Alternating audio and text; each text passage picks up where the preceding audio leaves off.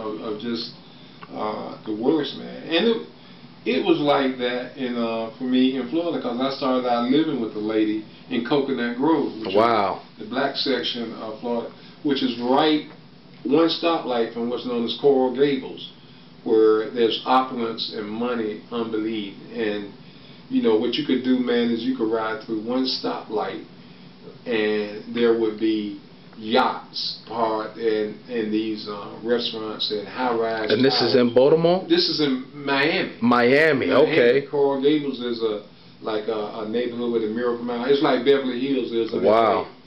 And you know, when I first went down there, they used to tell, now if you live anywhere near Coral Gables or Coconut Grove, you don't want to go to the Church's Chicken there, man. So I was there about 3 weeks, Javon. And I go, you know, man, I smell that chicken white. And so I was like, the heck with this. I'm going down here and get me a two-piece dog. I know that's right. I dropped in there, man. And you know what it was? The brothers in there playing the dozens, man. Your mama's so ugly, she ain't there. You know, us, man. It was just us. It was typically us in there. Getting out, you know, having fun. Having fun. That camaraderie. Yeah. That's right. That's right. You know, I don't see almost a month.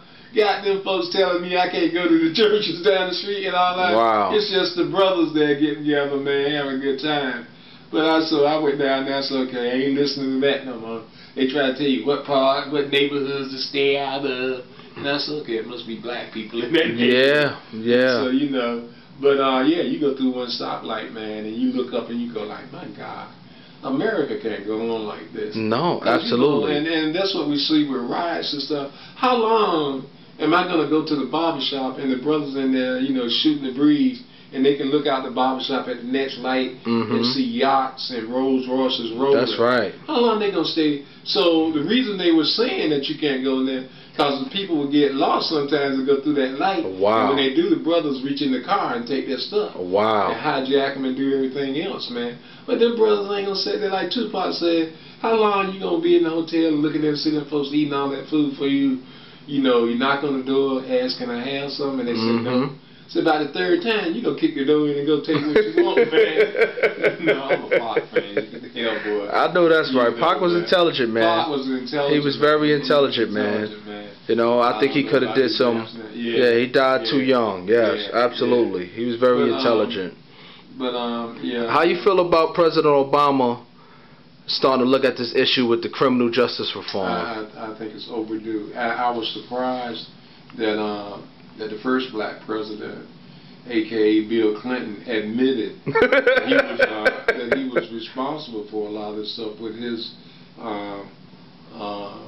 mandatory sentencing. Man, I worked for a year with the United States Attorney's Office for the Eastern District, and I was shocked, because what they did was, right now we got discretionary sentencing in the state land, but in the federal system, man, the judges were handcuffed.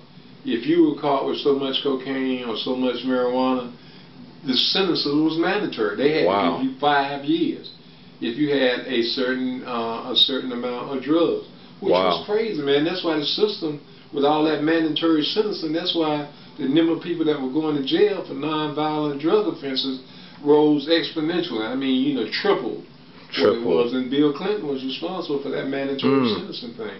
And so now it's a bipartisan view of what's going on, and it's overdue. It's time to revamp it. I agree. And come up with more sensible things. Brothers need a second chance. Yeah. But it's on them. Let's go back to accountability. If they're responsible for the next wave of men going home, they have to do right in society, because everybody's watching. We just had that debate with my sister and her friend.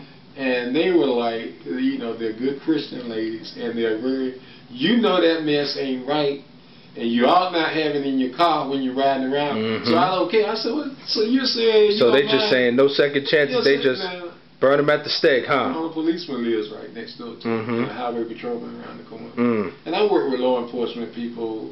When I was at the commission. When I was in the state attorney's office. But my thing, though, as a defense attorney is, I don't have a problem as long as they catch you right. If it's a righteous bust, you don't hear no argument. That's it. I said, so, you know, if the man got a joint in his car, and he got a nice looking ride, and the cop said, well, let's just see what he up to. And you said, officer, what's your reasonable suspension and probable cause for stopping me and arresting me? And he says, well, you know, you had a light out in the back. And you said, well, no, I didn't. And he said, well, now you do. And okay, now I'm going to search your vehicle. And he I'm saying, I got problems. I got a problem with that too. Fourth Amendment. I'm arguing, you know, and so we were having that discussion. And that has been done throughout history. Yeah, it happens all the time. It happens all the time, man. You can see I got a BMW and the guy on the police stopped me. I'm about that. Have you been stopped before? Oh yeah, stopped me the other day, and one come to the right side, the passenger side of the car, the other one came to the, and I'm like, excuse me, but why is the guy in your car got his hand on his gun on the passenger side of my vehicle? Wow. You know, what's up with that? Because I'm a black man driving a Mercedes Benz. I'm right over there by Forest Hills, right on 70. So when I get to court, I said, well, you know, I see you in court, officer. What's your court date? And he tells me, I get to court, the officer tells me, because I knew why he was going to stop me. I pull out from the bank, and I didn't look. I looked right and left, but I didn't look well enough. And I saw when his vehicle, the front end went down as he hit his brakes. So there was another one in front of me. They were following each other. And so he slowed down, the guy in front of me. And so he slowed down so much, I changed lanes. As soon as I changed lanes, the guy in front pulled me. And so I was like, I know the guy behind you that almost hit me called ahead and said, stop that black BMW up there. So I don't know about that. That's okay. So I see you in court. So I go to court, and I pick up the shuck, which is the file, and I look at my citation. It's very belligerent to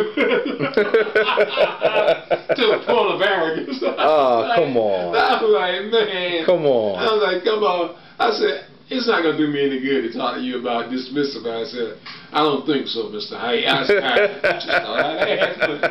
But yeah, you know that's going to happen, man. That's going to happen. But again, that's the debate. Is okay, you know the stuff is illegal. If you're riding around with your car, then you get what you deserve. And I said, you know, I was in law school with a cat like that who felt like his mantra was, if you ain't doing nothing wrong, you don't have nothing to worry about. And so he pretty much was, we ought to leave our windows open. If a policeman just knocks on your door and says, "I come in and look around," you shouldn't have any objections. I said, in your home? Wow. And that was, I mean, yes, he's a Republican today. He's a big-time Republican. Wow. But that's just the way he felt about the search and seizure, man. If you're not doing anything wrong, you don't have anything about it, you know it's illegal, keep it in your house. You know, don't ride around your car with it. Y'all hear, Mr. Y'all hear from Mr. Hyde himself. He giving y'all tips. Y'all take heed to this now. He ain't charging you. He giving you free legal advice. When my son was young, I had a BMW, and I let him use. I said, "Well, let me tell you this right now. You better know what you got on you, and you better know what your passenger got on you, because the law has changed. If your passenger has got drugs in his pocket, then you might as well have." Wow. So it goes the same way. His pocket is his. Yeah, whoever's in your vehicle. Wow. You know, they're gonna come at you. Wow. You know, but the best thing is to leave it wherever it is you coming from and not riding around. Wow. Doing that, man. So I'm gonna end this interview with one last question. What to all African American, especially the youth, what do you have to say to the future young men out there that want to practice law? Anything, aspiring words you could leave them with? Yes, definitely. Have a thirst for knowledge, for learning. Am I saying don't have a good time? No, by no means. I had as great a time as anyone. But you got to be aware of what you're doing, where you're doing it, and who you're hanging out with. Accidents can happen. Sometimes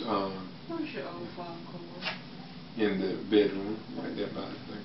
But my thing is to strive to be a better person at whatever it is you're doing, but always understand without a doubt that because of your ethnicity in America, you are still a person of suspicion, and so therefore you have to be very careful at all times about your surroundings and what you're doing, because you are you are under suspicion, and I don't care what level it is or where you are. So that level of awareness, that awareness has to be up. And you got to be fully accountable.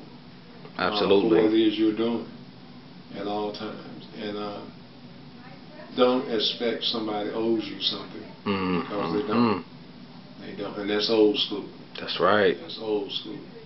Thank you for your time, Mr. Height. This is Hill TV. I really did. Thank you. Good luck to you. Thank you, sir.